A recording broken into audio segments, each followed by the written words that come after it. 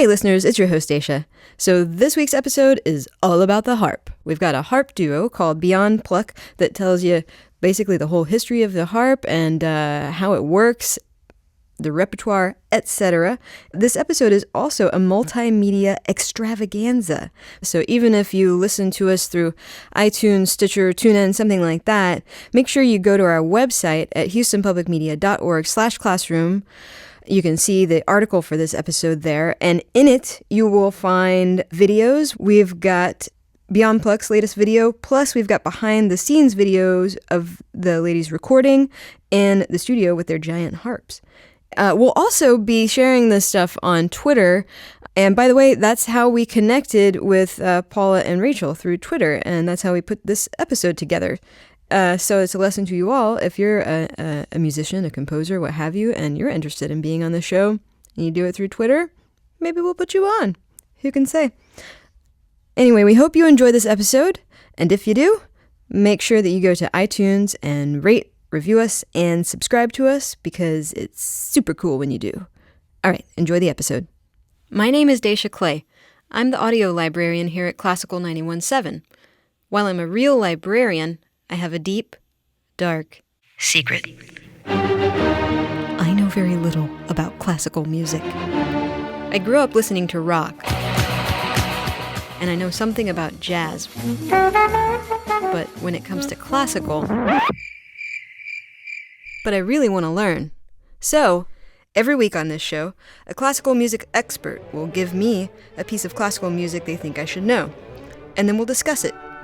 Come learn with me in the classical classroom.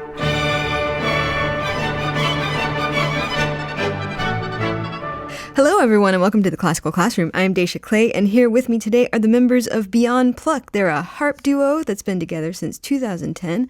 It's Paula Bressman and Rachel Miller. In addition to the classical harp repertoire, Beyond Pluck plays pop music and collaborates with scientists and artists as well as symphonies and schools. And I am really secretly hoping today that they'll play their version of Barracuda at some point. Paula is principal harpist of Orchestra Kentucky Bowling Green and Gateway Chamber Orchestra. She performs with lots of other ensembles as well. She's also the harp faculty at Belmont University. Rachel is principal harpist of Southwest Michigan Symphony Orchestra and of the Binghamton Philharmonic. She's worked with many symphonies and ensembles, and she is also a harp teacher. Rachel and Paula, welcome to the Classical Classroom. Thank you. Thanks for having us. And what are you going to be teaching me about today? The harp. Oh, hey, that'd be great. Yeah.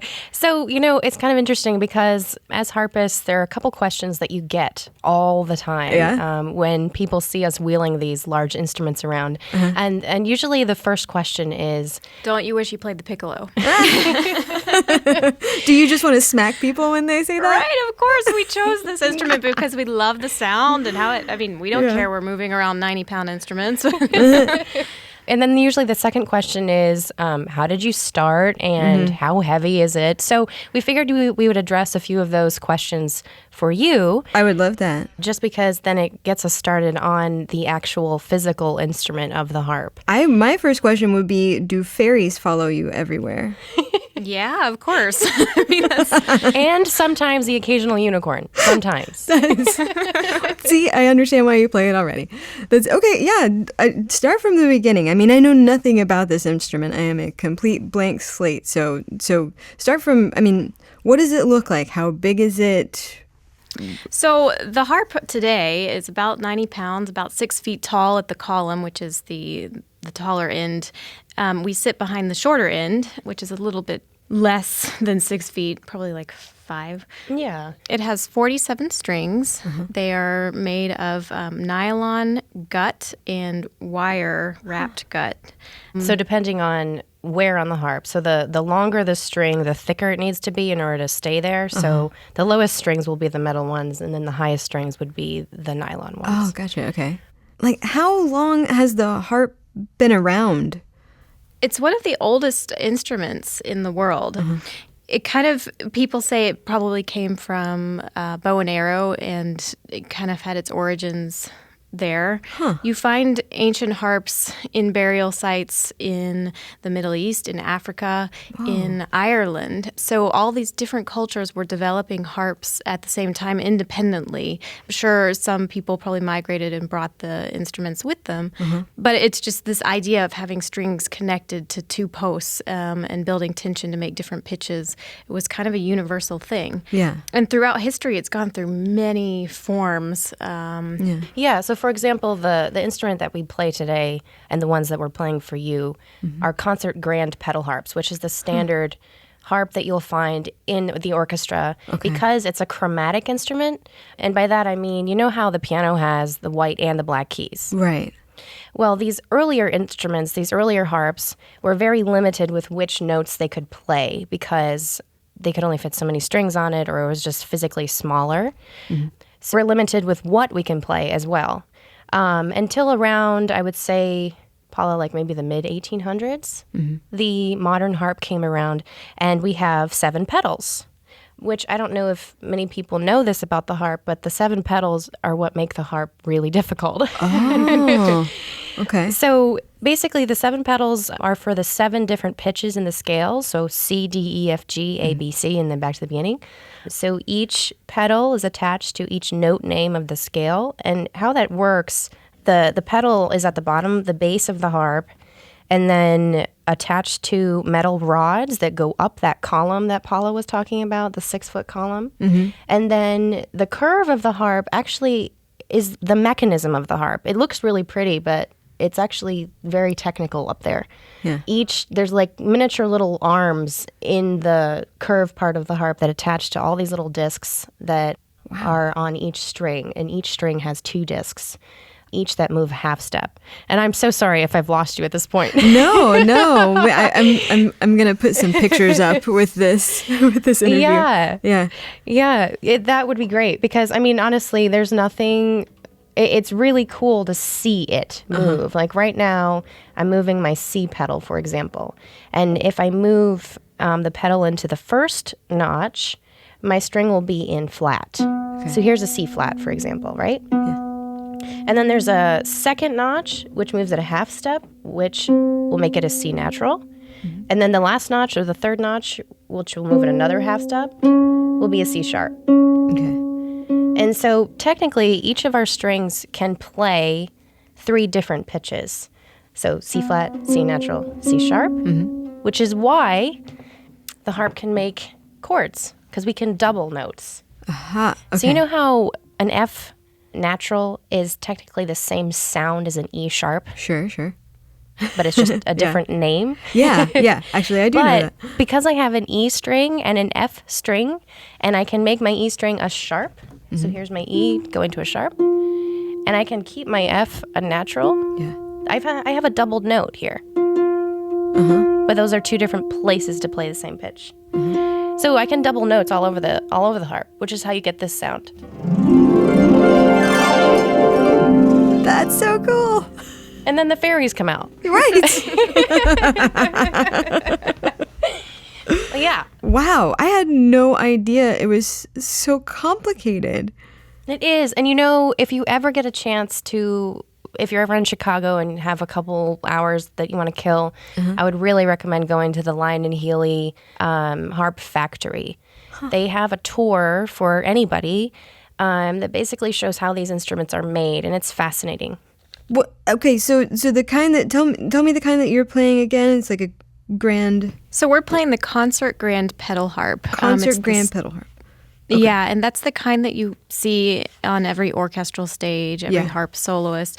And, you know, still, even though these harps have progressed over time and had different forms, there are still different forms of the harp coexisting. It's not that one is more advanced necessarily than the other. It's just different. There are lever harps that also bend the pitches of the strings. That's what I was going to ask is like, is there anything other than the gigantic variety that you play?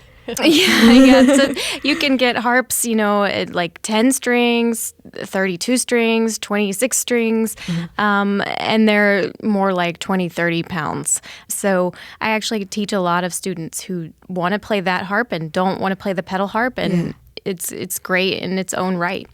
What's the difference in the sound? Is the smaller harp more limited? Is it... You couldn't play, say, like orchestral repertoire or really chromatic music on the lever harp, just because instead of using your feet to bend the pitches, you actually have to reach up with your hand and pull a lever to tighten the strings. So you remove your hand from the harp to actually get those sharps. And also you can only move the string one way, so you can't make flats and sharps on the same string because you can only move them by a half step instead of the whole step that you can with your feet. Wow. Another thing is the range is shorter, so you'll only have a few octaves instead of the 6.5 octaves that we have on the concert grand pedal harp. But it's different. I mean, it's a brighter sound. A lot of people play Celtic music. Folk music, you'll see it in like indie bands. Right, pop is great. I love taking my little harp up to play in clubs because clubs usually aren't great for like rolling in your huge, massive instrument. Yeah. Well, and the kind of harp that you guys play, is like, it's like a full body experience. It sounds like, because your feet are completely employed in the playing, and it's huge. It's tall. And like, I mean, I've watched harpists play at the symphony, and I mean, it seems like, you're really using the entire length of your arm span. Your feet are going. It sounds like it's a very physical instrument. And which is why it's kind of cool to watch. Yeah. I think that's why I started playing. I don't know about you, Paula. I can't remember your story right now. I like the big dresses that go. She likes the big dresses. I just thought it was... okay, fine. I liked the big dresses, too. All little girls. Yeah. No, but I mean, I think aesthetically speaking, it's both striking to look at and then also really intriguing to watch being played, because you're right. It's very physical. Yeah. You have to move in order to get it to happen. Yeah. So... and you can make very grandiose gestures too. Yeah, it can be so dramatic. Harp dancing. So can you guys play a little bit? I'd love to hear examples of what you're talking about. Yeah. So today we actually brought a favorite, a classical favorite. This is the Toccata and Fugue in D minor by Bach. We're just going to play the toccata for you and then the end of the fugue, just for time's sake. Okay. But this is arranged by Marguerite Lynn Williams. She is principal harp with the Chicago Lyric Opera. This is a great arrangement because she used both harps equally, we think. Huh. So it's really fun to play together. All right.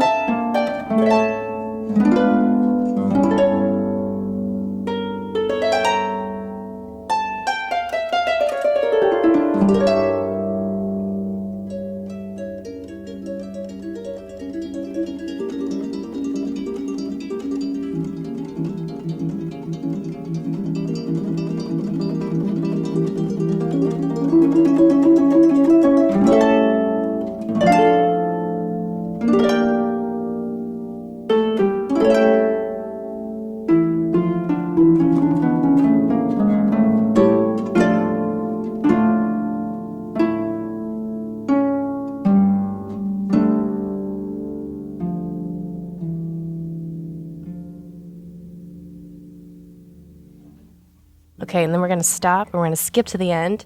Okay.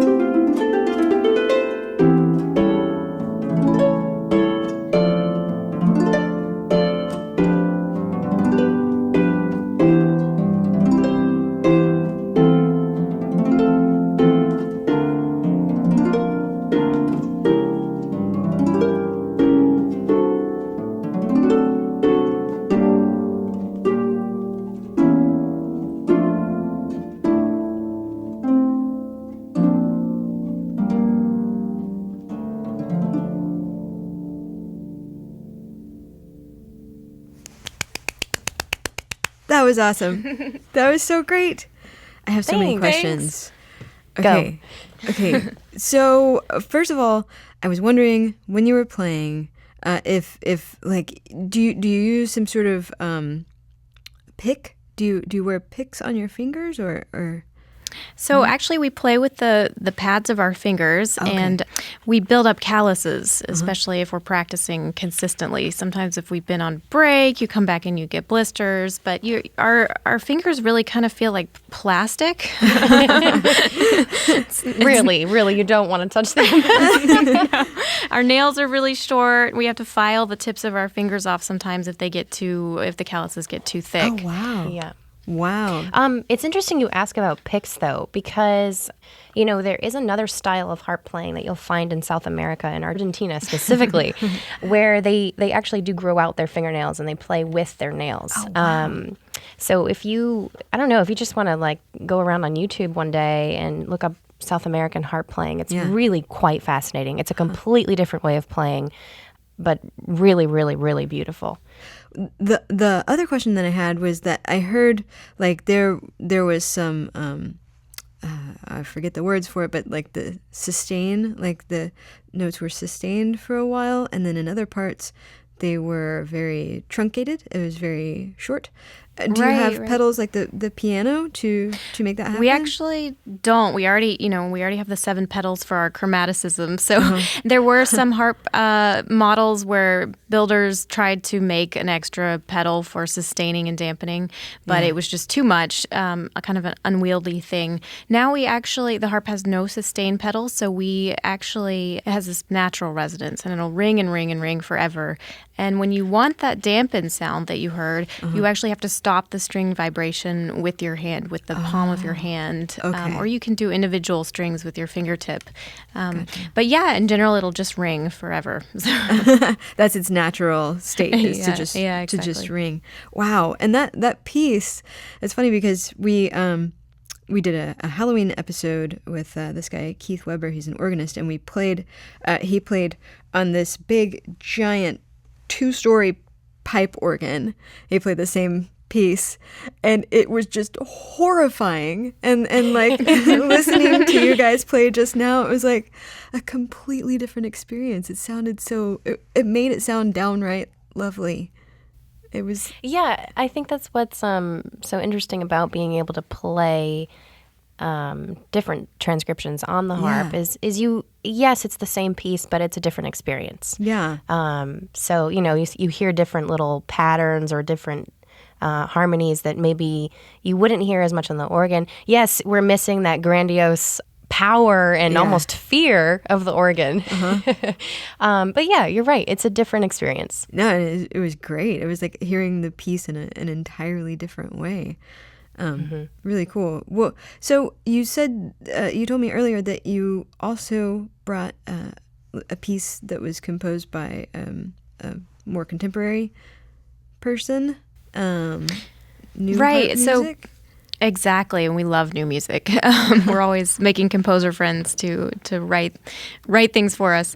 But this piece is called Parvis, and it's by a composer named Bernard Andrés, and he lives in France and is a harpist himself. So it's very nice to have this piece that just fits, in our hands really naturally. You can tell that he has an intimate knowledge of playing the harp, so that's what's fun about it. But another reason why we wanted to share this piece with you is it comes in two parts. We're going to play a little bit of the first part and a little bit of the second part. Okay. And the first part is kind of eerie, maybe reminiscent of a funeral procession. The second part is this wild and crazy dance. But the first part in particular has a couple special effects that are unique to the harp that we wanted to share with you today. Harmonics are not unique to any instrument, but they sound particularly cool on the harp. So, for example...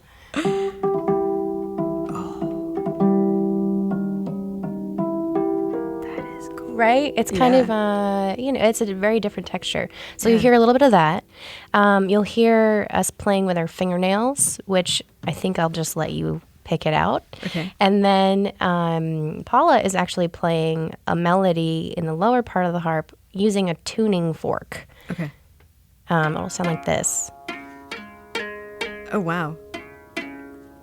So sometimes composers make us use different hardware on the instrument. And sometimes they're kind of weird and sometimes it's cool. In this case, we think it's kind of cool.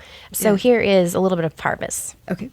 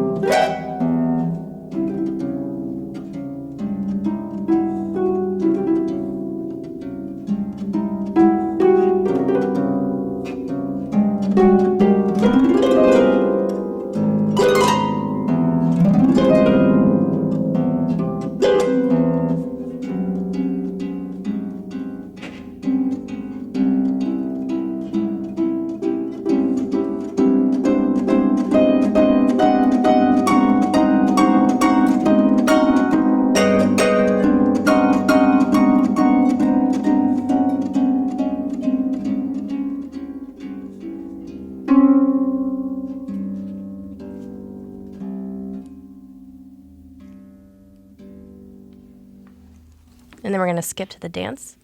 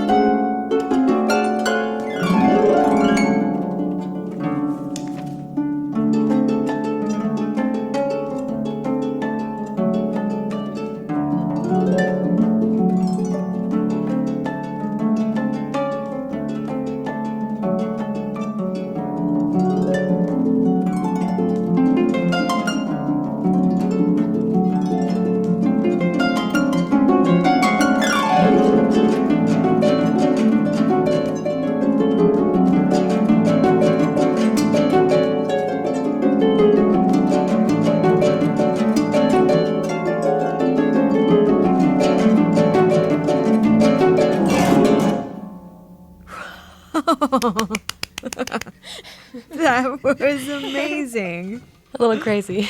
Yeah, that was so, it was so spooky. And like you said, macabre. It was like a completely different side of the harp. My mind is totally blown. Right. So that's why we wanted to share it. Yeah. Because the harp can be so many different characters. We love being the pretty fairy harp that we all know. But, there's also some cool stuff that we can do that you don't hear very often. So yeah, it reminded me of the music for like a Tim Burton movie or like... Yeah. Wow, thanks, you guys. So you guys have just made a music video. Tell me about this, and then I'd love to hear some of the piece. Yeah. So, Paula and I, we love classical music. We love modern harp music, as we all discussed. But we also love pop. Something that the harp doesn't seem to be doing as often as we would like is being in the pop scene. You see a few really great pop harpists, but there aren't a lot of them. Yeah. So Paula and I just kind of fell into making arrangements. Paula, back one Christmas, just arranged Baba O'Reilly. She's like, Rach, I stayed up all night and I had this music in my head and let's play it. Here's your part. Right. And then from there, we just kept going because it's so fun to figure out these pop songs on the harp. And it also helps us reach a wider audience. We have our YouTube channel, and we love to share our music with people, and that's a great way a great platform to reach people. I'll have to put links to that in your article for this episode. Yeah. And then how music videos roped into that is we were just like, okay, what's the next thing? How do we get people to listen to our stuff? And, what's the first thing people do when they hear of a new artist? They're like, oh, are they on YouTube? So that's why we do the videos. Nice. So this last one, it's not on iTunes yet, and the video won't come out until February, but You're the first. You're the first. Oh, my God. I'm so lucky. I don't know if you like Rihanna, but we do. Who doesn't like Rihanna? I mean, come on.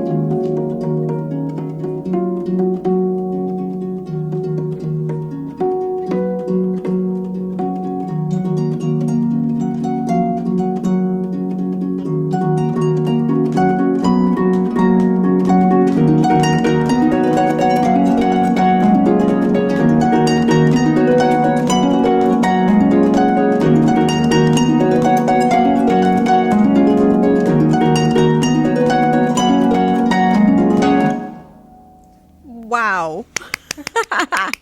Oh my God. Do you guys ever just go play in clubs? Do you just... That's the plan. Oh my God, you should. Yeah, I we're was just getting bringing started. all my friends. Oh, good. We'll invite you. The first actual show we do. We do little shows here and there, but we're putting together a pop rock show right now. So we'll invite you. That's very cool. And while I would love to keep talking about the harp, I realize that we have run out of time. So Paula and Rachel of Beyond Pluck, thank you guys so much for being here today. This has been so cool. Yeah, thanks for having us. Yeah, thanks for having us. All right, take care. You too. You too. All right, everybody, that does it for this very harp episode of Classical Classroom. For more Classroom, go to houstonpublicmedia.org/classroom. You can follow us on Tumblr, Twitter, YouTube, SoundCloud, and if you listen on iTunes, make sure to rate and review us because you are a swell person and that's just what you do. You can send me an email at dclay@houstonpublicmedia.org. Thanks today to Todd, Tragically Hip, Hulslander, for making us sound good. Thanks to Program Director St. John Flynn for being a big, bright, shining star. Thanks to Editor Mark DiClaudio for his piercing no cat eyes. Thanks to Paula and Rachel of Beyond Pluck for being here today. Thanks to Sound Images in Cincinnati for recording them. Thanks to me for saying words. But most of all, thanks to you for listening. We'll catch you next time.